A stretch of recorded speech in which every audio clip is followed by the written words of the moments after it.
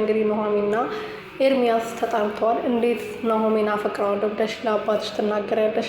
እኔን ለመጉዳት ፈልገሽ ነው ወይስ እውነትም ፍቅር ይዞሽ ነው ብሎት ነበር የጠየቃት። እንደዚህ በቀላሉ ከልብሽ ታውጭኛለሽ ብዬ አስቤ አላቅም ነበር። መጀመሪያን ስሜት ነው እንጂ ፍቅር አይደለም የያዘሽ እንጂ እንደዚህ በቀላሉ ከሌላ ሰው ፍቅር ሊይዝሽ አይችልም። እውነት ነው፣ እኔ ነኝ የጎዳውሽ፣ እኔ ነኝ የበደልኩሽ፣ ልብሽን የሰበርኩት እኔ ነኝ። ግን እንደዚህ በቀላሉ እኔን ትረሽኛለሽ ብዬ አንድ ቀን አስቤ አላቅም ነበረ ብሏታል።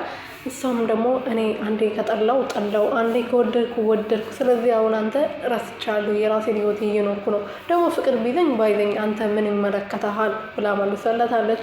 ከዚህ በኋላ ህይወቴን እንድትበጥብጠው አልፈልግም፣ ከአጠገቤ ራቅ ብላ ተጣልተዋለች ማለት ነው።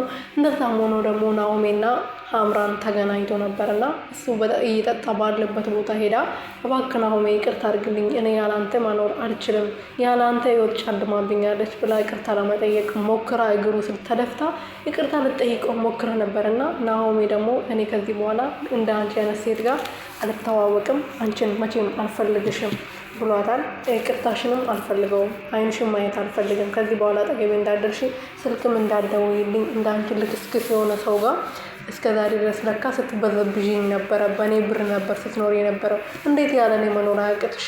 ስራ ሰሪ በእኔ ብር ነበረ መኪና ቤት ይኖረሽ። ስለዚህ ከዚህ በኋላ እኔ ላረኩልሽ ነገር አይቆጨኝም። ምክንያቱም አፍቅሬሽ የኔ ነሽ ብዬ ነበር ሳረግልሽ የነበረው። ስለዚህ ምንም የሚቆጨኝ ነገር የለም። ከዚህ በኋላ አጠገቤ እንዳትደርሺ። ልጁ ምርመራ ይደረጋል።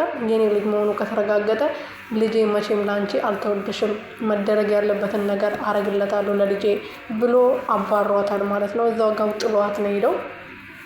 እነዛም ሆኖ እንግዲህ ዛሬ ብዙ ነገሮች ተፈጥሯል። ኤደን እንግዲህ ያው ቤት ተመላልሳ ነበረ፣ እነሱ ቤት ማለት ነው። ባለፈውም ናሆሜን አግኝታው ነበረና እሷ እንደመጣችና የኑሃሚ እህት እንደሆነች ተናግራ በጥብጣቸው ነበር የሄደችው ማለት ነው። አሁን ደግሞ ዛሬ ቢሮ ድረስ ሄዳ ወይዘሪት ዝናሽም እዛ ነበረችና እነሱ በናሆሚ ምክንያት ከባለቤቷ ጋር እየተጨቃጨቀች እንደሆነ ስትሰማ ነበርና በር ላይ ሆና እየተናገረች ነበር። እሷ የሁሉንም ሰው ህይወት መበጥበጥ ስራዋ ነው ብላ ሴትዮዋ ፊት ለፊት ኑሃሚ መጥፎ ሰው አርጋ እያወራች ነበርና ሴትዮዋ ደግሞ ኑሃሚን መበቀል ስለምትፈልግ እሷን ሰራተኛ አርጋ ወደ እሷ ቤት ወስዳታለች ማለት ነው።